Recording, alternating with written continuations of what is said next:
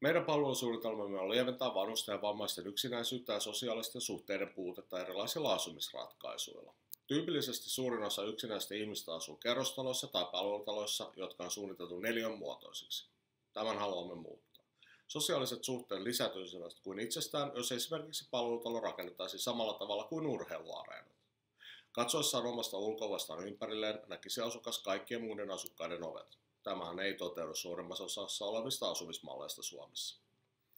Pihan tai asumiskompleksin keskelle voisi sijoittaa myös sosiaaliset tilat aktiviteetteja varten. Samoin, jos aula suunniteltaisiin sosiaaliseksi tilaksi, niin väistämättä syntyisi kanssakäymistä muiden ihmisten kanssa.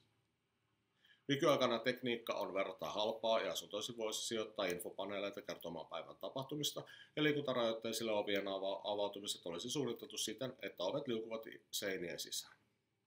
Nykyään rakennustekniikka myöskin mahdollistaa seinien suhteellisen helpon siirtelyn, jolla voisi mahdollistaa yksilön tarpeisiin paremmin vastaamisen. Kiitos.